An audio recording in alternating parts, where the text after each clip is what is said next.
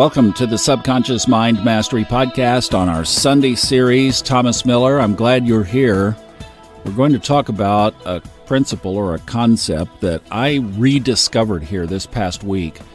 And I can't believe it got off my radar because it is so valuable and so important. I was re-listening to the audio program Pilgrim of the Heart, which is by Krishna Das, a.k.a. Jeffrey Cagle, a.k.a. one of the original founding members of the band The Blue Oyster Cult, who threw all the rock and roll lifestyle away to go to India in pursuit of the same guru that Steve Jobs saw and that Ram Dass found, Neem Karoli Baba. And Pilgrim of the Heart is his story of becoming acquainted with Ram Dass, leaving everything, going to India, what all happened there, and then coming back and actually being lost and going back into drugs and really having a hard time after he left the safety of working with this incredibly powerful guru. And then he found his path. He found his way out. He found it for himself, not from all the influences and inspirations and going on that were happening in India. It was his, and it was real. And I had forgotten also that in the setup of it, he talked about that we all pop at different times, just like popcorn. Pop, pop, pop. We all have our moments that cause us to pop spiritually. And you know, some people can pop and they just take off on a path and a course and it's great and they do the work and on the way they go. And then some of us choose the path of hitting rock bottom. And I know that some people find this podcast who have hit bottom and they're trying to find their way back out, just like I was. But I also know that a lot of people have been prevented from hitting that bottom because you can make choices along the way to make the changes that life itself is trying to point you toward. If you haven't heard that program, it's all over all the audio places that you find everything else, Apple, Spotify, Pandora. And it's from Sounds True if you wanted to go that route. But I'm going to be a spoiler because I want to tell you the ending. And the ending is very powerful. And told by Krishna Das, it's wonderful because it was kind of the culmination of his lesson from his story. But it's a very valuable point that we all need to take time periodically to stop and think about. And that's why I thought we might do a longer meditation with more music today. But the point of the whole thing became, as all these people were going over to India during the late 60s and early 70s when Neem Karoli Baba was so popular and alive, was that everybody wanted to pursue the guru, the Baba, the teacher. They thought that by sitting in his presence, they would become enlightened. And he certainly had gifts, and they were discussed, and some of them were discussed in the program, how he held a train from proceeding, from going. It's a cool story. Oh, that we all could do that. But that would be hilarious. But everybody was in pursuit of the guru. And we hold our teachers high. You know my regard for Fred Dodson. His work helped change my life. But he's not my guru.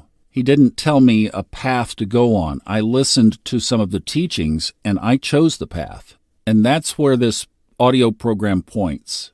The bottom line lesson is the path of life itself is our teacher. Life is our guru. Our experiences are pointing us to what we came here to learn. Our very path itself is our teacher. Think about it. All the challenges, all the failures, all the high points, all the successes, all the wish that I could have ... all the times we wished we had turned left when we turned right, all of it is our teacher, our guru, the one pointing us on our life path. It's all inside of us, and that's the point of the lesson. You could travel to the other side of the world to try to find what is right there within you. And then as I was thinking about this for today, something became so crystal clear, is that this very thing, this awareness that the path itself is our teacher, is probably the pinnacle of highest conscious awareness on earth. In other words, if we understand that then we understand consciousness and God and the process itself, because we are combining the infinite, the finite, and the path as our infinite teacher. And think about what that makes decisions for us like. It's like every decision that we make, whether it's a big one, like do we marry, do we move, do we take this job? We don't go on those paths until we make a choice, we make a decision, and that decision itself then becomes part of the lesson, part of the teacher. So even our choices themselves, as big or small as they may seem, especially when they alter life's direction, become a really big deal in the whole big picture. But if we grasp this, we tend to think of the lesson itself as the teacher. But we wouldn't have the situation for the lesson if we didn't make the choice to get there. So when you walk it back, it really is these decisions that become the guru, the vehicle, the teacher, the portal.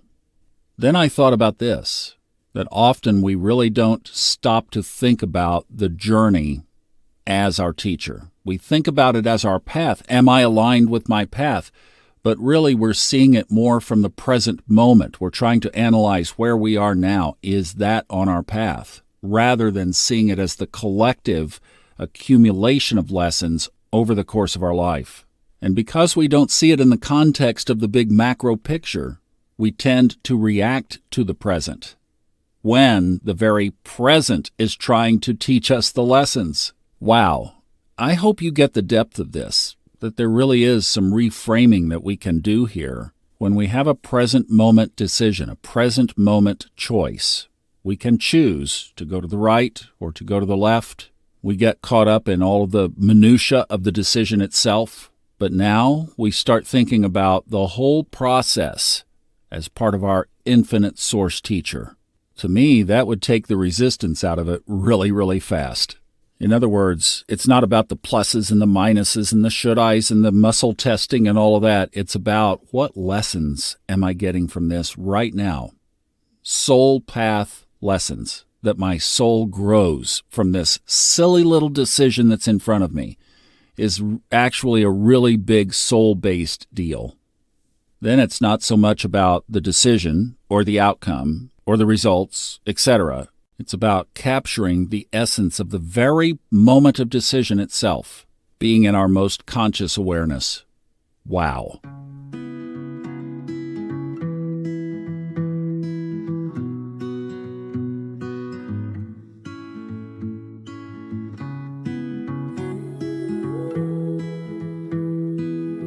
So I thought, let's just take some time to first go back and look at some of the big high water marks of our lives. I'm going to intervene less and play a lot more music.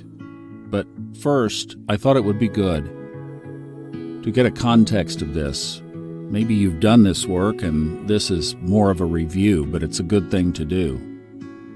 What are some of the biggest challenges and what are some of the biggest victories you've had in your life? Do the challenges first, because then you'll be offsetting them with the victories. But what are some of the bigger high water marks on both sides in your life?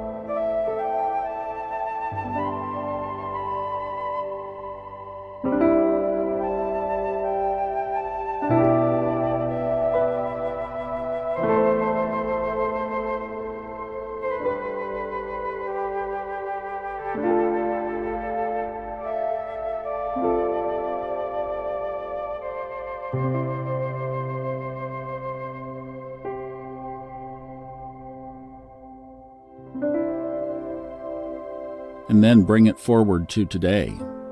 Where are you now? If you have a journal, you could spend a few minutes thinking about that relative to where you are in your path, what obvious lessons are still left. If you could change anything, what would you change? Just bring it all forward to today. Maybe even give yourself a score. How am I really doing here? Not so bad? Made the changes? Still have a lot to go? Wherever you are.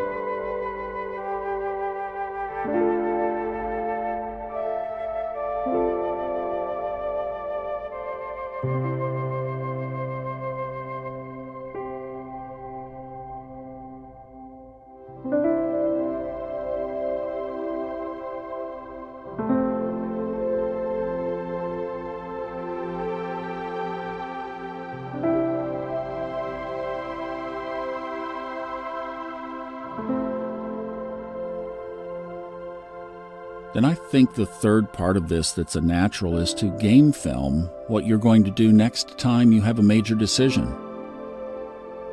So when there's a crossroads, whether it's maybe a conversation at work with your partner, maybe it's an obvious change where something happened completely out of left field. Now you have to switch courses unexpectedly maybe. How are you going to frame that decision in the context of being at the pinnacle of your conscious awareness? In other words, are you going to be focused as much on the outcome of the result of your decision, or are you going to be more focused on the process of the spiritual part of your decision? Thinking of those inner qualities as more important criteria than the external ones. Maybe an example. Somebody puts their home up for sale. They get an offer. It's not as high as they had hoped. They start to negotiate, and decisions have to be made along the way. Do I even counter? How much? How much is it going to cost to close? What are the commissions? How much am I going to get out of this? Ooh, that's less than I thought. And all of a sudden, you're faced with your money paradigm. Are you thinking about that in the course and context of this decision? So all of a sudden, it doesn't become an issue of personal business matter, let's say, X price versus Y price. It becomes, how am I with this money? And how am I without the money that the offer is below? What is money to me? Is it an energy? Can it be created? And can it be exchanged? And if those were more important criteria, how would that affect the decision of how much to accept for your property? Puts it on a whole different plane, doesn't it? When you bring that in to every decision. So think about, as we close, how you will do that in the future.